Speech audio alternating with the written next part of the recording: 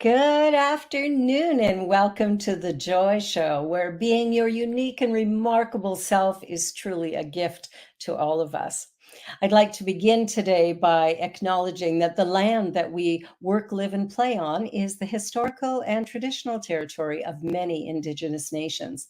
And as we gather from many places on Turtle Island, we as settlers are grateful for the opportunity to meet here, and we thank all the generations of people who have taken care of this land for thousands of years, including the Métis, Inuit, and all other Indigenous people. And though I am not a person of African descent, I am committed to continually acting in support of and in solidarity with Black communities, seeking freedom and reparative justice in light of the history and ongoing legacy of slavery that continues to impact Black communities in Canada and the US. As part of this commitment, I would also like to acknowledge that not all people came to these lands as migrants and settlers. Specifically, I wish to acknowledge those who came here involuntarily, particularly those brought to these lands as a result of the transatlantic slave trade and slavery. In support of our ongoing efforts to confront anti-Black racism, we pay tribute to these ancestors of African origin and descent.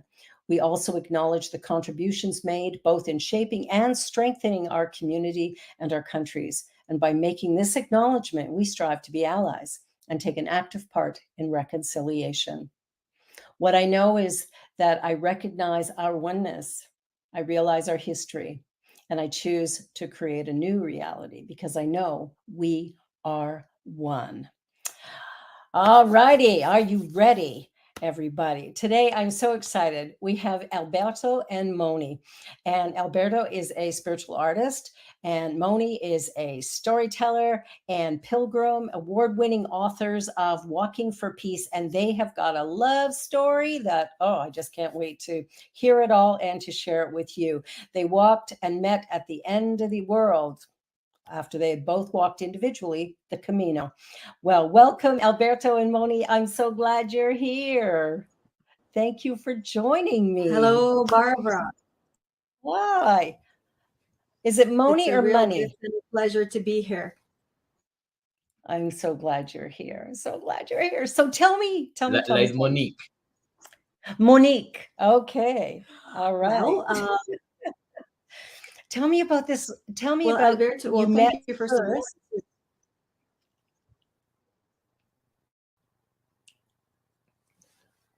We don't hear you. Yeah, you're not hearing me. Dear. we've got some freezing happening. Oh my goodness. Okay, Hello? They're frozen. Oh, there we go. Okay, how we look now? You look marvelous. Okay. Thank you. I knew it. So tell me about your journey, where you met, and how this relationship got started. Well, as you mentioned at the beginning, we met in a town called Finisterre in Spain. It literally means the end of the world.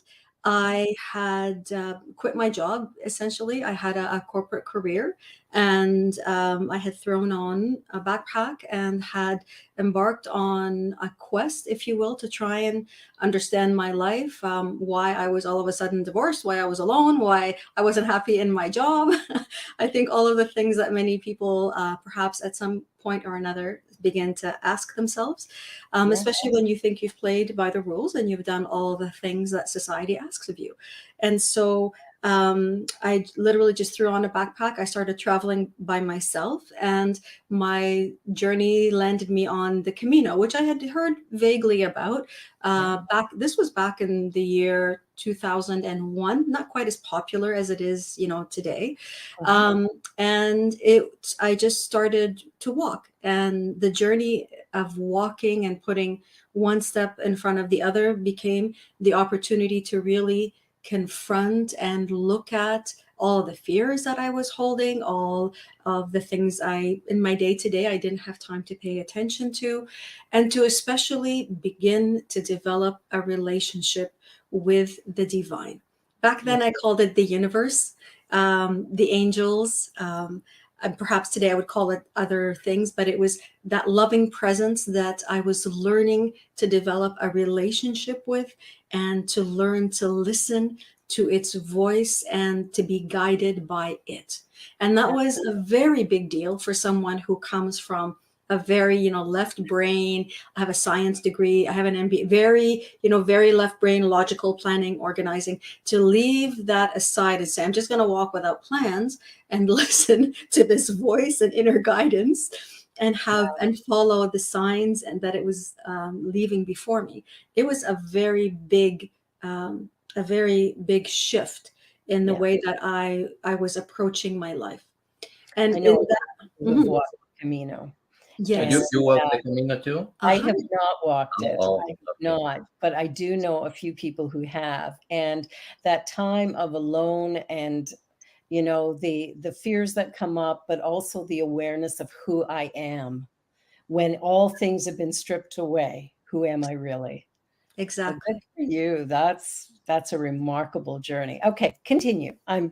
No, really that time of walking alone was invaluable because it kind of sowed the seeds and put me into the practice of learning how to listen to not just my logical voice, but to that presence that I knew was walking with me. And it was that presence through a series of coincidences that planted the seed in my mind of making another pilgrimage, going from Rome to Jerusalem on a path that is called the way of the soul, the way of the soul.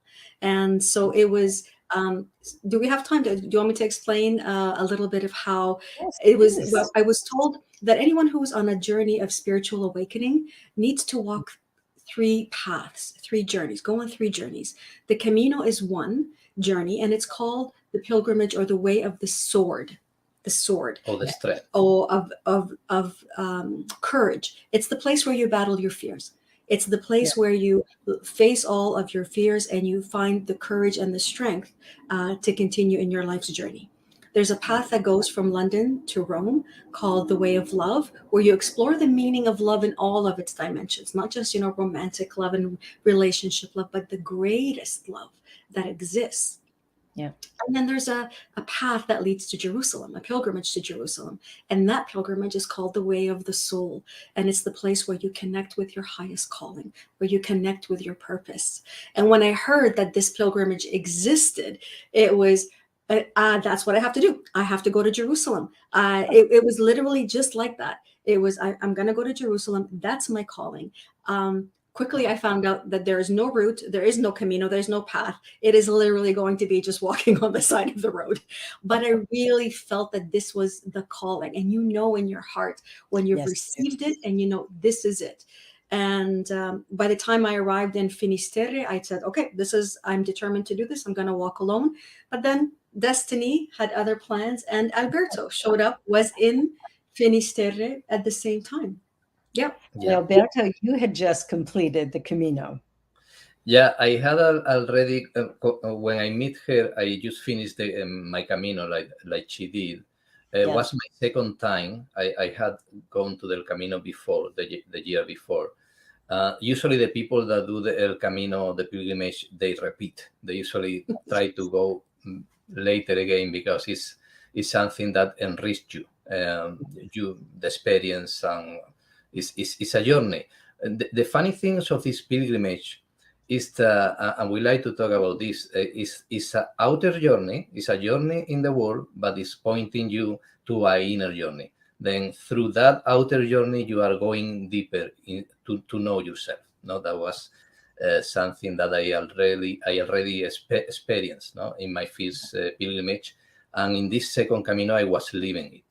Like Mony, I was in my own personal quest. A few years early, I had several experiences that bring me to the acknowledgement of the spiritual journey that for many years I had kept beside. That I didn't think I was not connected to the divine anymore since I was a child.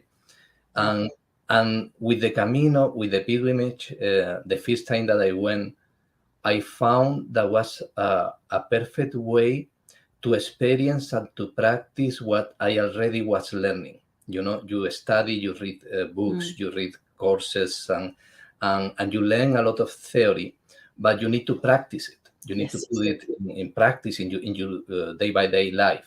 And a pilgrimage like the Camino, or any journey that you do with the same intention, or anything that you do in your life with the same intention to experience the truth, is a perfect way to practice this in the experience, in the day, but especially in a place that you don't know, where you don't have the usual people that you relate every day, that you don't have the same experience, you don't have the routine of every day. Then El Camino was perfect for that, because I meet a lot of new people, a lot of new places, and I had a lot of new experiences that I wouldn't have had in my home, where I come from. Then that was very enriching, and I could feel too very clear how she said, the synchronicities and the presence of the divine, the angels at that time, like her. I call it in different ways, but I knew that was the presence of God, the presence of God that walk with us wherever we are. She is with us. And in these journeys, especially where we surrender to his or to her will, you can feel it even more, because you are totally focused in the journey. Then it's more clear to and more enrichment, like I said before. Then I just finished my second journey that was really amazing in what it offered to me. And there, after to be aware of the message that I received, that was a message over all things, was a message of trust in life, trust in me, in God, trust in yourself, and follow my path, that I will tell you where you need to go. After receiving that message, I met Mony. I met Mony in the last city, in the end of the world, the last city of this pilgrimage, the end of the world. She was there. But at that moment, I didn't know. I didn't know that I was going to work with her and to do this other journey. But it was a moment I encountered where she told me, and to me and another pilgrims, because she didn't know me, and I didn't know her. I didn't speak English. She didn't speak Spanish at that time. But she told to the people that was there that she was thinking, she had felt the calling to go to Jerusalem, to do this other journey, this other walk for peace to Jerusalem in the way of the soul. And at that moment, I say, wow, brave. This woman is brave, is courageous. Good for her. But I didn't see myself there, because the first thing, I didn't know her at all. But like it always happen, these synchronicities, when you open yourself and you say, bring me wherever you want that I go, and I will go. 2 months later, we meet again, just when, how she said before, when she was going to start, when she was going to travel to Rome. In her journey to Rome, she stopped in a city, in a town in Germany, to meet a pilgrim that she knew, that she met in El Camino. And with that pilgrim, I was there too. And we meet again, just when she was going to start the journey. And at that moment, I was asking again to life, to the universe, to God, okay, I am ready. Tell me where you want that I go. And I was feeling that God was telling me, be patient. You are going to know. You are going to know where you need to go. And when she arrived to Bonn. The moment that I went with this pilgrim to meet her, I didn't think that was going to be the path. I started to see signs everywhere. Balloons, these balloons that hot air balloons, hot air balloons that are going up. Signs in the streets say, here it is. So this is the next step. Synchronicities like that, very clear.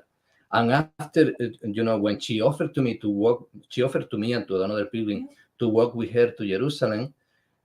For me was again a new chain, a new very big chain in my life, but the signs were very clear. I asked in meditation to God, this is what you want, and the answer was very clear. Yes, this is not only what I want, this is what you want, but you don't know yet. But this is what you want. And this is how I started, the journey together in some way. Yeah, because really, I was only asking to be polite. Yeah. I wasn't asking, expecting anybody to say yes. If you want to come, it's like, hey, if you want to join us, come. It's like, and my friend, the pilgrim friend, who in the book we name Hannah said, no, I've just come back from a year sabbatical. I can't go on another journey. But I really said, Yeah, this is Well, and I didn't say yeah. I was really so shocked because yeah. I had said to the universe, I had said to God, if you really want, because I was feeling you are going with this woman to Jerusalem. I don't Yeah. know her. She had not asked to me. If you want that I go, she need to ask me directly. She need to ask me directly that go with her. And in that case, I will think about. I say clear to God that. And the next day, she asked it to the other pilgrim, and after, when she say no, she looked to me. She went, well, but if you want, I would love that you can. If you want to can. And then in the moment, I couldn't deny anymore, because I had asked for a clear sign. I had asked if really wanted to go. And then I needed to think and to start to think, because I knew that I was going in another big change in my life, because all that I had at that moment in my life needed to be stopped. I was working, I was, I was in In a relationship. in many projects, and I needed to leave everything behind again for a journey that I didn't know. I had never go to Jerusalem or so far, a pilgrimage in these characteristics that were so, unknown, because El Camino is easy, because El Camino, you had places to stay every day, you had yellow arrows, it's very organized. But this journey that she was thinking to do, there was nothing organized. You needed to do by yourself, and to look for your accommodations, and to look the route. That is not a specific route. It was all very, very wild in some way. Yeah. But I knew that as I was doing that, I knew this is I had learned with the Camino, and I had seen the hand of God and the providence in El Camino in Spain, what I'm going to see in this new journey. And that is what the Spirit was telling me. Come, because what you want, you are going to find here. This is your next step. Yeah. And that was the reason because I finally accepted, and I say, okay, let's go. Yeah. That's so powerful, because I think so often we get so caught up in logistics and, what's right and wrong, am I doing the right thing? And in that moment of true surrender, just take me, all of a sudden doors open and things happen, and it's completely different than you ever expected, but ends up being richer and more rewarding than ever imagined. And So you found love. true. It's well, not at the beginning. Not at the beginning, because at the beginning, the first thing I didn't want, and she didn't either. We didn't want a relationship. We didn't want to go out of our spiritual path. Exactly. And we know that a relationship, you fall in love, you become a little crazy, and you lose all the north, And we didn't want nothing of that. We are going to be continuing feeding in our path, in the spirit. The spiritual path is the only thing. And of course, I am not going to look, not her, not anybody. And that was clear for us at the beginning. Yeah, and truly, like in the beginning, we were strangers. We didn't know anybody. Like we didn't know each other. We couldn't speak between each other. Like I mean, here we were, and we were thrown together, and that's how it felt like. We were thrown together. I started walking a little earlier than him, because he needed to tie up whatever he was tying up, his life in Germany, and so I started walking, and then we met up 2 weeks later. But really, he was a stranger to me. He was he was a stranger. He was we were trying to figure out how to walk together. I was trying, I understood, and I felt the same hand of destiny bringing us together, but we really needed to learn about each other. I didn't know him. He didn't know me. We didn't speak each other's languages, as he said. And here we are in Italy, where nobody speaks either English or Spanish. And so we were trying to figure out, how do we manage in Italian? How do we communicate? How do we get to know each other? How do we walk together? How do we stay loyal to what each of us believes and not lose ourselves? So there was no romantic anything in the beginning, which no one believes. The first thing that we learned to say in every language was the word friends. Friends. We are not a relationship. We are not a couple. We are friends. We are partners. Amici, Fratelli, all the amigos. So really, that was. But we both felt the calling of the divine. This was above all else what brought us together is, and we each had maybe our own way of interpreting what that meant and how to interpret that. And so we were also learning how to do that together, because maybe a sign for me was not interpreted in the same way as a sign for him. And so we had to really find a way to, okay, how do we walk together? It's a learning of how to respect what you feel your calling is, and at the same time do that with another person together. And by the way, that's something that you continue to do here and now. It's not something that just ends when you're on a pilgrimage, but it was a great practice. It was a great way of practicing how to listen to the voice of the divine. And as much as I didn't want to admit it in the beginning, that voice often spoke through him. He would tell me things and I say no, because I want to do it my way. This is my journey, my path. You can imagine that the story had many steps, but at the beginning, she was clear. And for me too, in some way, that it was her idea, it was her journey. She was the one that wanted to arrive to Jerusalem for peace. She had some schedules, and I was somebody that had joined her in her journey. That was the idea at the beginning. And for me, I accepted it. Yeah, of course. Whatever I need to receive, I will receive in this path. But very clear, very soon, was becoming clear and clear that I had something to say too. And I needed to make choices and decisions that couldn't be attached to the ideas that she had about how to do the journey. Needed to be attached to the ideas that I was receiving, that I needed to walk in a certain way. For that reason, in more than one occasion, we almost split. We thought about it because we were fighting and we were, this doesn't make sense. But always we arrive to the conclusion, very clear too. Let's stop a moment. We need to find here agreement. We need to find here, because we are working for peace. How we are going to be working for peace? 10 people that were working for peace, and after each one is going to break and to go, we need to find a way.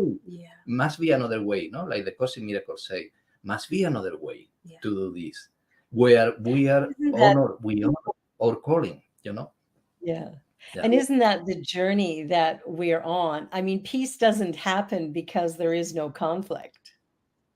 Peace happens when we choose peace in the midst of what we don't understand, we're not quite comfortable with. In the midst of chaos, we choose peace. And that's where it gets birthed. So what a powerful journey for the two of you.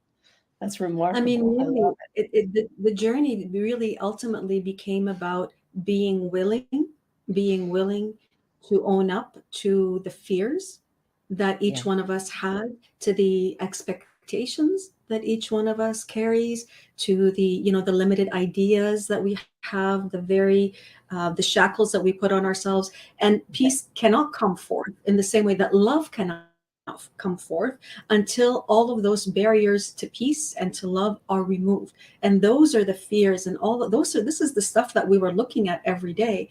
And because we understood that this was a spiritual journey, even though in the beginning I didn't want to say it out loud, this was one of the conflicts between us.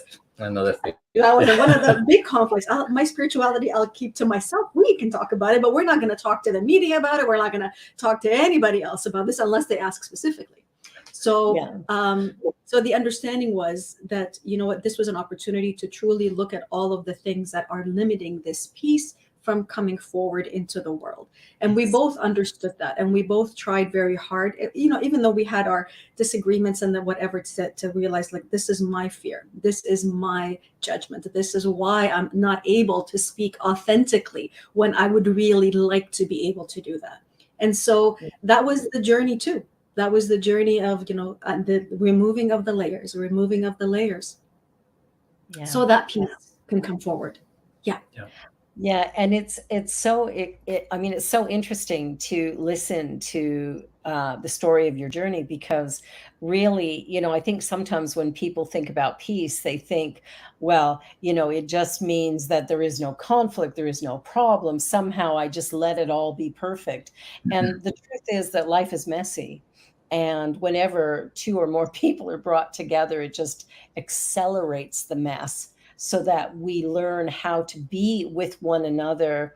I mean, we are one, and yet we have this individualized essence that, you know, we're striving for our individuality. We're trying to find our voice in the world. And I think as women, we're even stronger with that, trying to push against the male domination.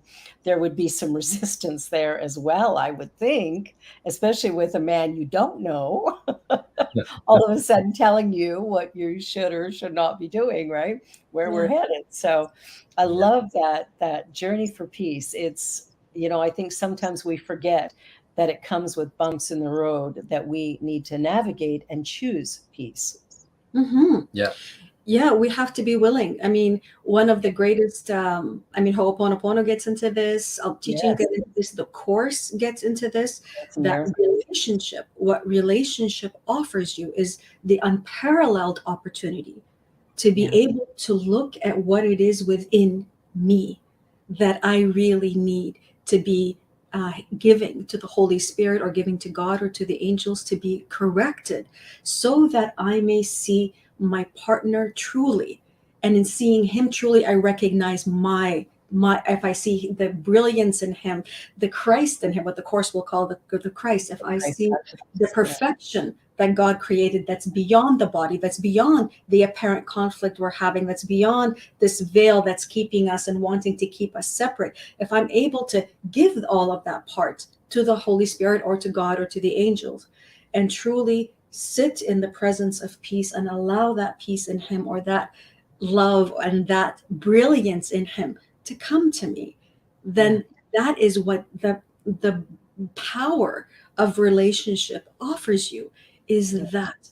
And if you can practice it and live it truly and be committed to that with one person, and that person that usually pushes your buttons because you're 24/7, you're with them.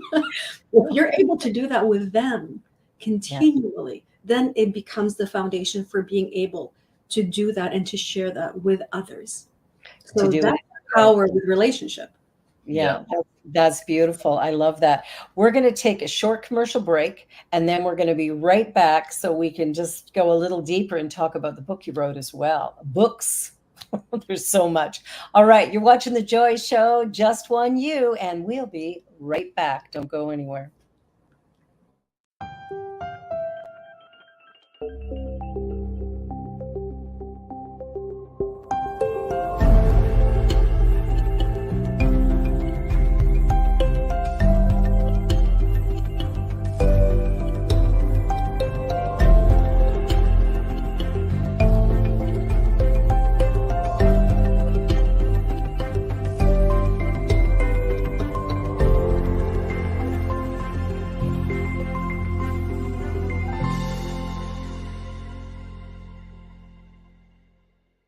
Watch me change when you change the way you look at things.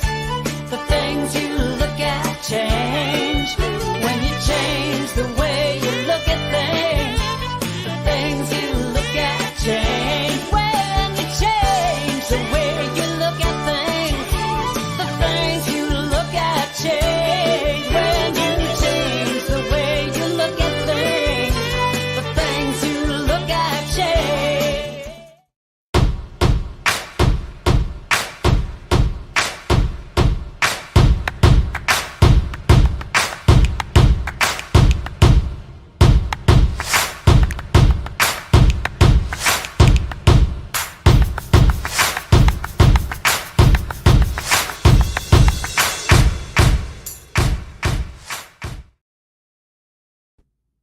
And we're back. So we've been talking about this journey of peace that you did to Jerusalem, and the loving energy that got formed from there. So let's talk a little bit more about how your relationship actually evolved into the marriage that it is today. You know, I would like to say in the advertising that had been now, it was saying when you look, when you change the way you look at things, the thing that you look change. In some way, our relationship, to fall in love with each other, it was something unthinkable. 3 months or 4 months after we started to work was unthinkable because we were almost going to break in more than one occasion. We were fighting, and we was, I had a lot of judgments about the way that she was doing, especially, what she has said before. She didn't want to talk, to say to show the spiritual side of her journey, especially with the media, with the newspapers when they interview us in the way. And that was one of the main, or the principal conflict that we have, because I wanted to tell my truth. I wanted to say, to be authentic. To be authentic. Exactly. And then I had a lot of judgment about that. And for that reason, never we thought about to be involved romantically, in the journey. But I arrived one day that we had a huge fight, and we were in Macedonia, very close to Greece. Yeah. Very close to Greece already. In Ohrid. Yeah. And we had a huge fight that night, because I said, I'm not going to quiet anymore. I'm going to say her the truth. Because it happened something else. There were many things mounting and mounting. I can. And that night I went and I say to her, you are that and that. You are not authentic. You say one thing and think another. With me, you are so spiritual, and we pray together and we do meditation. But when we are with the people, all is about peace in the world, only physical, peace, not war, but nothing inside, not the inner. That is. And I had a lot of judgment about that. But when we had that fight that night, and she could say what she thought too, and she opened herself vulnerable, and I opened myself vulnerable, and I could see and understand what was moving her.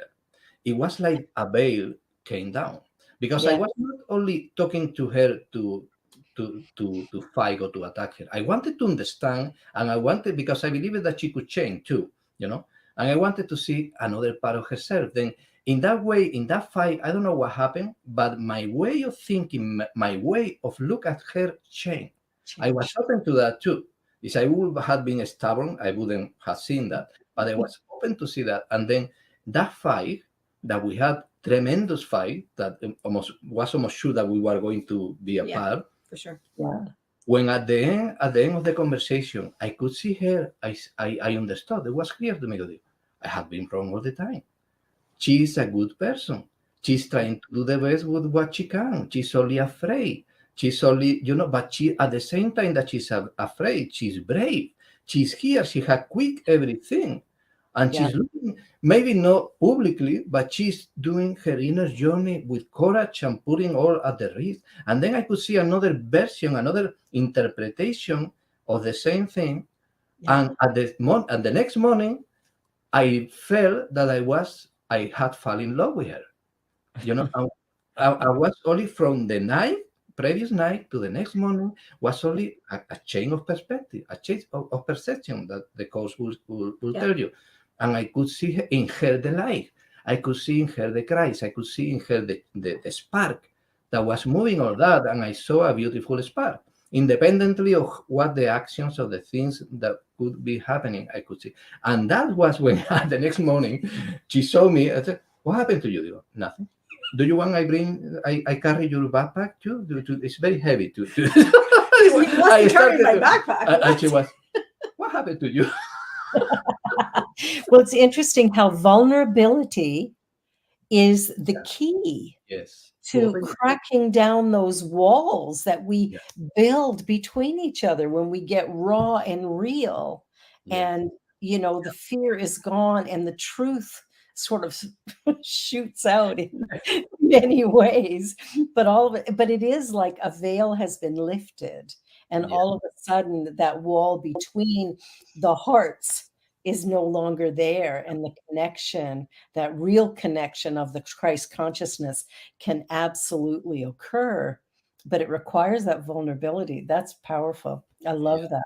And was a lot of judgment that they have, because if I would have fixed only in the idea that, she's lying or she's not being honest with, you stay there in the more superficial, well, it's true. It's true. She's not being honest maybe with some people. But if you go deeper and you look inside, you go beyond the clouds, like the Course says, you go beyond the clouds, and you try to see what really is there. You can see that always there is love. Always that, Yes. always that is like there, and that is what I saw. And when I saw that, I go, oh, I fall. Oh, And then the love.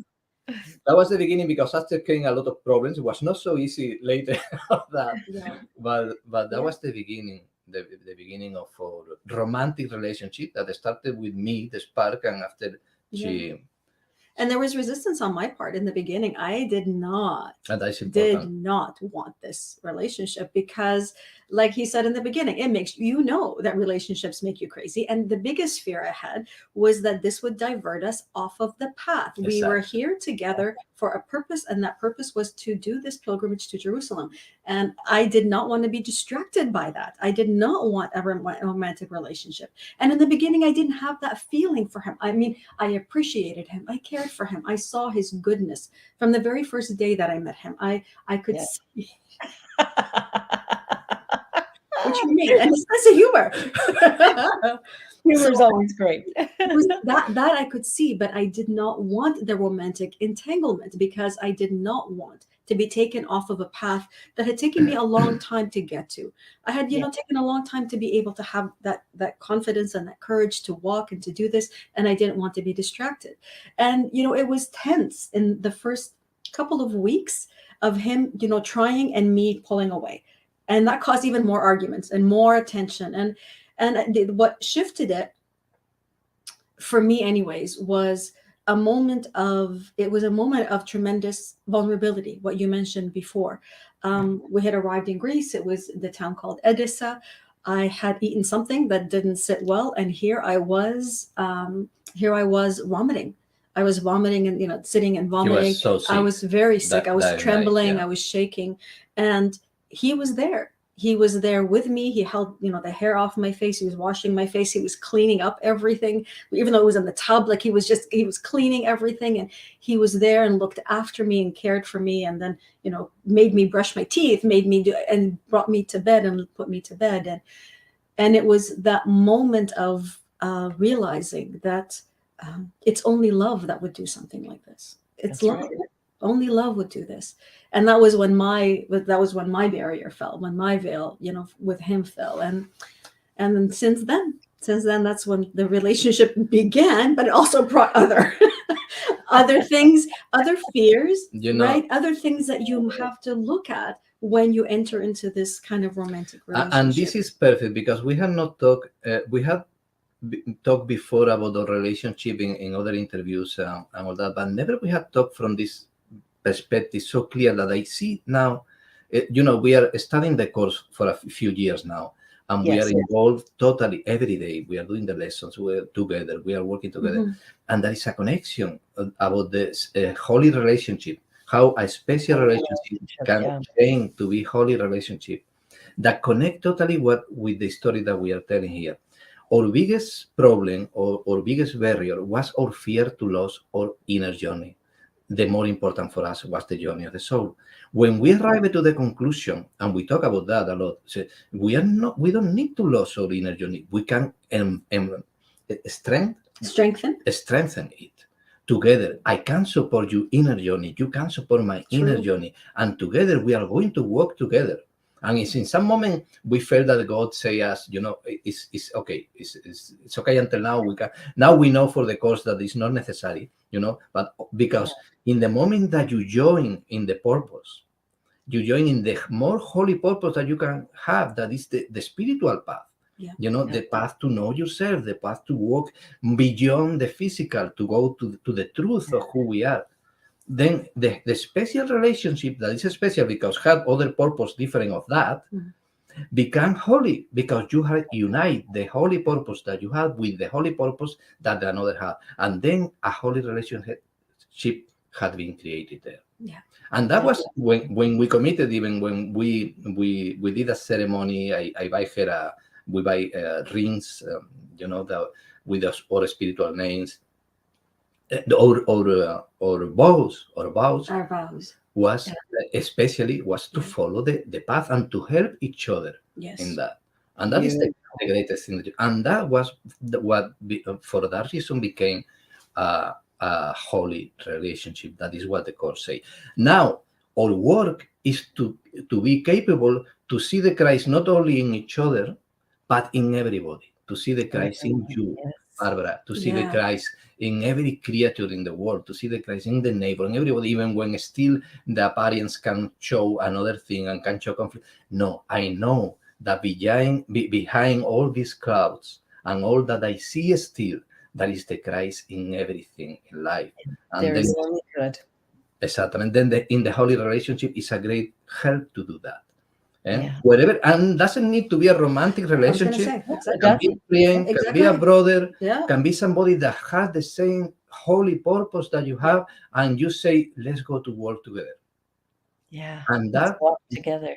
become one of the most powerful things that exists. It's not the most Yeah. in this world that still we are dreaming, no, we are projecting. I love that. I love that. And so you co-authored the book, Walking for Peace. Mhm. Yes. Tell me a little bit about the book. Well, it was a journey in itself that took about 7 That was to another 8 journey. years. And pretty much every fight that we had during our walk, we relived when we were writing the book. Because once again, it was how I want to do it and how he wanted to do it. How, what was important for him and what was important for me. Are we going to talk about spirituality or not spirituality? There was a lot of thing about to be authentical again. Yeah, The same that in the the past. same issues. I am capable, I had the courage to say publicly to my family, to my friends, what I believed at that time and what I did and what I said. That was one of the fears, the biggest barriers to at the same time. That's right. So it took us about 7, 8 years to walk through it. We had to leave it behind more than once because it was threatening the piece of the relationship and the harmony and everything. And what the threat of separation, the same things that happened during walking were happening as we were reliving it. And so it was another opportunity to be able to allow that to be healed, and especially for me, to allow that true, authentic voice that I knew wanted to speak through me, for that to come through in the writing. I wanted to write the book that would sell. And his insistence was that, no, we are going to write the truth of what was happening to us. And so the journey for me became about having the confidence to face all those fears of what everybody's going to say, what everybody's going to think, and all of that, so that the truth can actually talk through this book. And so that's how it came about. The course says what people think of you is none of your business. Yeah. That's it. That's exactly it. It's in the world that we see still in the dream. What we see are all projections of the ego. Then, True. in the moment that you are afraid that somebody is going to think bad or is going to interpret bad or had some you are going to see that because you are projecting that in the world. So until you don't see the Christ or you don't open at least yourself to change the way that you look at things and to try to see the Christ beyond anything and anybody, you are going to be seeing what you want to see. Then it's difficult. It's difficult because everything outside is telling a book like that is not going to sell. Only to a few weirdos that that they believe in what to think or whatever. It's right in this way. You write like a march for peace to create peace between Palestinians and Israelis and in the war. You write that is going to be a success for sure. But this is not what happened. What happened was beyond that. It was much higher than that.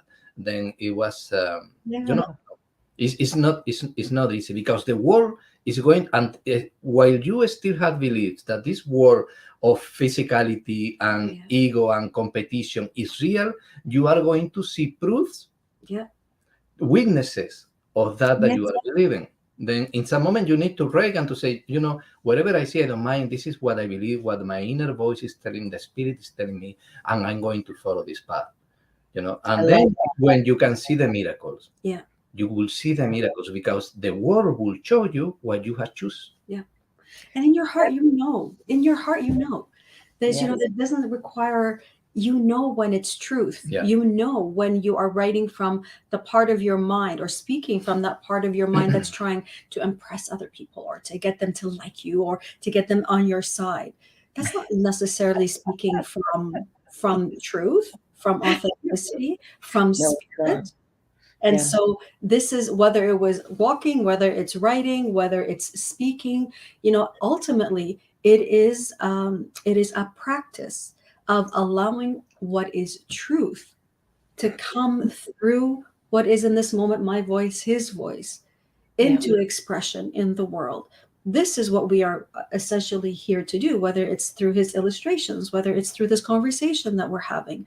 We are the practice, and it is practice. It is the practice of saying, I'm putting my own, all my fears and all of whatever doubts and insecurities, those I give to what the Course calls the Holy Spirit. I give them to God. I give them to that voice which will take care of them for me, so that I am clear to listen to his voice and to allow his words, her words, to flow through me into this instant. This is the practice. It is the practice. It is about listening to that inner knowing, that inner guide that says, here's what's being called for now. And it's interesting how we resist it. It's like, there's this little voice going, do this, do this, do this. And there's a part of us going, I don't think so. I'm doing that. So I think that's the journey that we're on continually, is being willing to be vulnerable, to be courageous, and to stand in the consciousness of the one and allow the energy to flow unencumbered. And that for us, because, we kind of like to control things, like we have any. Really? It's a grand illusion that we have control. Yeah. It's fear, it's the fear to the consequences, the fear to we had a belief system that proof itself is showing us all the time what we really believe, what we want, and then it's confirming. We are confirming what we believe with what we see. Because you see what I told you that this will happen, and there it is. Because we are putting it there. We talk about that in the last, it's a loop. But there is you'll see it. Exactly. But there is something with you that know the way. And that is the salvation. This is salvation. That is because me alone, Albertito alone, he wouldn't know. He would have not a clue. Trying to control all the possibilities and all the things that can happen and all no, but there is one with each of us in all of us, because we are one, we are the same one that is guiding us, that know the way and know what is the best for you and know what is the more convenient, know who you are, that you have no idea. I have no idea who I am, even when I think that I know now. I know now, after so many years of spiritual search, I know who I am. I have no idea. I cannot see the light of what I am. I cannot see to be one with God. You cannot imagine that, to see the holy, perfect Son of God. You cannot imagine what is that. We are coming close, but still we have no idea. The one that knows, that part of our mind that knows, is with us from the very beginning and is guiding and is ready to show us the way. It's beside us all the time with infinite patience to say, stop. Listen, I will tell you what to do. And really it's a work of being trusting more and more in that voice, because we know that that voice is there, but we are afraid to listen. We are afraid to listen sometimes because you don't want that tell you something that you don't want to. True. Something against your plans. Oh, come on. Well, and there are always things that we do get told that we go, wait a minute, I don't want to do that. That's the part, that we resist, right? We sit back and go, I don't want to go there. I remember years ago, because I've been married 5 times, right? So I've had lots of practice getting it wrong, but I finally got it right. And it's interesting. I was doing a church service and speaking on Mother's Day and giving this lesson. And the voice in the back of my head says, say you were married 5 times, like say that. And I'm like, I ain't saying that. They'll never have me back. I'll be judged. I'll be stoned. I'll be whatever, right? And finally, I blurted out, and there's this whisper that goes through the congregation. What did she say? And then I follow it up with, I thought I'd give Liz Taylor a run for her money, but I fell short. I met the right person, and I became the right person. at the end, when I'm chatting with women afterwards, because I kept thinking, oh my gosh, they will never have me back. Afterwards, I had probably 11 or 12 women come up to me, some of them in tears, going, that is the first and most honest message I've ever heard from a minister. And I'm so grateful that you gave voice to, you know, what I'm feeling, what's going on for me, and that sort of thing. It was really powerful, but it was that vulnerability and it was getting a push from the inside, right? A spirit going, okay, it's time. Go ahead and talk about it, because it's easy just to go, yes, I'm happily married.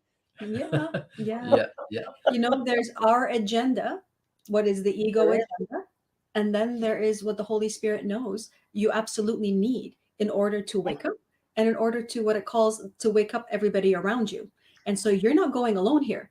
You know, it's not just you, it's everyone with you. And the more that you're able to allow that voice and that truth to speak through you, it knows exactly the words and how they will land and how they will be used everywhere.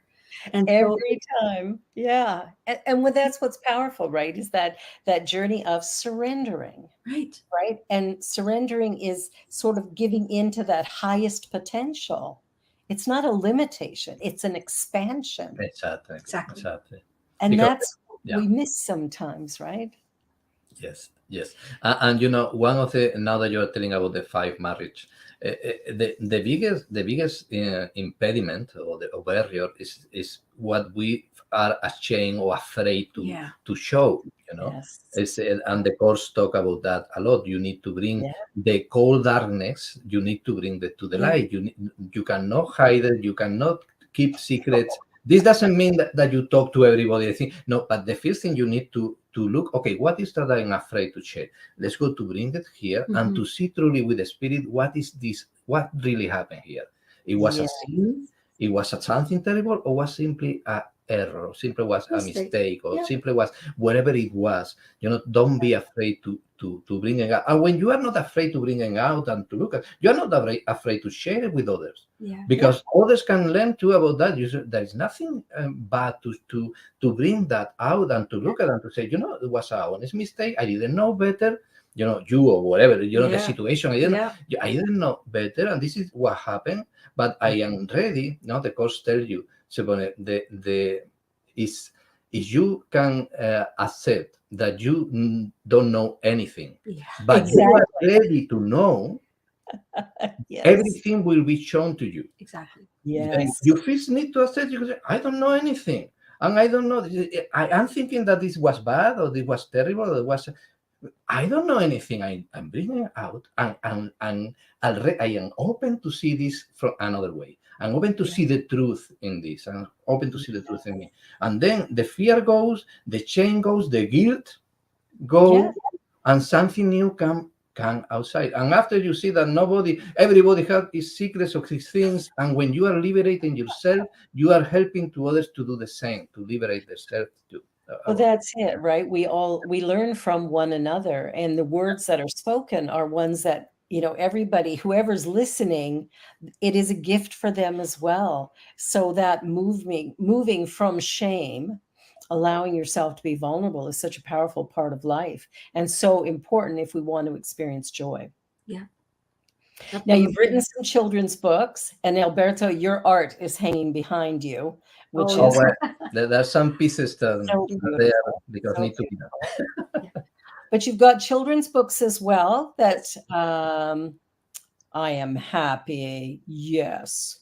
I love that. That came as a result of affirmations that we used to speak to our daughter. That's how it began, with affirmations. Before she would go to bed, we would tell her, start talking to her about, you know, who she is. You know, I am, you know, I am powerful. I am strong. I am happy girl. I am a spark of the light. I'm a spark of light. Exactly. You know, all this kind. And this brought the idea to create a children's tale. And the character Angela is based on our daughter. In our daughter when she was that age. And that particular copy is in 3 languages, because we saw that there are many families who speak more than one language in their home, and so it's English and French. Our home is French and English. My husband is French Canadian, and our daughter is fully bilingual. She's been schooled in French right from beginning, and yeah, it's important to have more languages. Indeed. I love that. So, what other children? Like you had another children's book as well. Yeah, we gained some awards with this one, and then years later we felt the call to create a second book, a sequel that is My Family and I should be there too. Yeah. Oh, nice. My family. My family and I also, again, 3 languages. Yeah, 3 languages.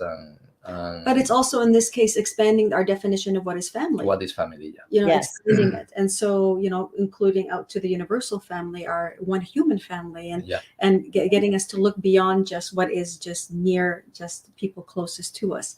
And that ultimately we are part of a universal family. Yeah, beyond the body. Beyond the body, Yeah. exactly. That's a really important message, especially as we look at the things that are changing right now with, you know, Indigenous lives and Black lives, and just the way in which people tend to separate when separation truly is the illusion. Exactly. And, you know, how we come together acknowledging that there's only one race of people, the human race, and it's sort of dropping down those walls that have given the illusion of separation. Yes, it looks like you're there and I'm here, but the truth is there is no space between us. There is that infinite energy, that divine presence. So I think I love this, My Family and I. That is fantastic. And I've been writing children's books as well. I just started doing a series called Just One You. And so I gotta start publishing them now. That's right. Oh, Coloring the Soul. That's beautiful. Yeah, this was a coloring book that we did with some for a few years. I was doing portraits of the soul. Yes, that were symbolic representations of who we are beyond the physical, with messages from the divine. And then I did hundreds of them, and then from a few ones of them, I created this coloring book with the art line of each one, and an inspirational message with each image, exactly. a channeled message with each of the images. Exactly. She channeled the message from the image, and I did the illustrations, and that was a beautiful. I had to make another couple of books. I had 2 or 3 more that I can make. With time, maybe I will bring them. Yay. Well, we're coming to the end of our time. I can't believe it. Oh, and Mony, you have this channelings book as well.